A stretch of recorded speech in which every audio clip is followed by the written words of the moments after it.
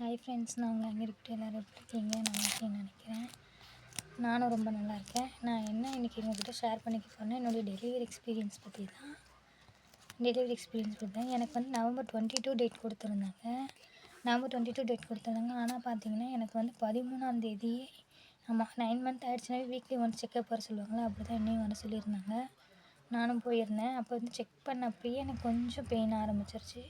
சரி, அடிக்கடிக்கு இந்த பொய் வலின்னு சொல்கிறாங்களே, அது வந்துட்டுருந்துச்சு. சரி, அதுவாக தான் இருக்கும் அப்படின்னு சொல்லி வெயிட் பண்ணி பார்த்தோம். அதுக்கப்புறம் அம்மா அக்கம் பக்கம் சொல்லுவாங்க, இந்த முருங்கை சாறை வந்துட்டு உப்பு வச்சு கசக்கி கொடுத்தா வந்துட்டு உண்மையான புள்ள வலி அப்படின்னா அது அதிகமாகும், இல்லாட்டி அது அப்படியே ஸ்டாப் ஆயிரும் அப்படின்னு சொல்லுவாங்க. அந்த மாதிரி எங்கள் அம்மா கொடுத்தாங்க. அப்பயும் எனக்கு ஸ்டாப் ஆகலை. இருக்க பெயின் ஓவராக தான் இருந்துச்சு. சரின்னு சொல்லிட்டு அப்படியே வாக் பண்ணிகிட்டே இருந்தேன். ஃப்ரைடே அன்னைக்கு தான், ஃப்ரைடே ஆஃப்டர்நூன் சரின்னு சொல்லிட்டு எப்போ பெயின் ஆரம்பிச்சா ஃப்ரைடே அன்னைக்கு ஒரு 11 மார்னிங் 11 ஆரம்பித்த பெயின். சரி, இன்னும் இன்க்ரீஸ் ஆகட்டும் உண்மையான வலினா அப்படின்னு சொல்லிட்டு அப்படியே வெயிட் பண்ணி பார்த்தோம்.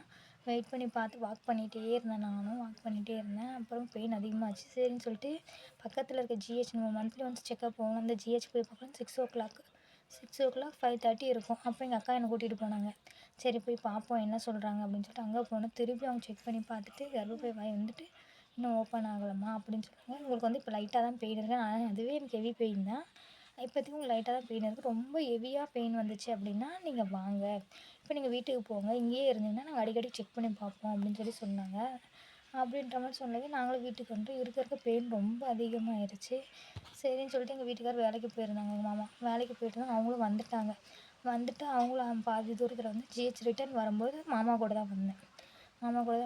ஆனால் என்னால் பெயின் தாங்க முடியல. வீட்டு பக்கத்தில் இருக்கவங்க என்ன சொல்லிட்டாங்க அப்படின்னா, நீங்கள் வந்துட்டு அந்த சின்ன ஹாஸ்பிட்டல்லேருந்து இங்கே பார்க்காதீங்க, நீங்கள் பயர்நாத்னு சொல்லி ஒரு ஜிஹெச் இருக்குது, அது இதை விட கொஞ்சம் தான் பெருசு, அங்கே போய் பாருங்கள் அப்படின்ற மாதிரி சொல்லிட்டாங்க.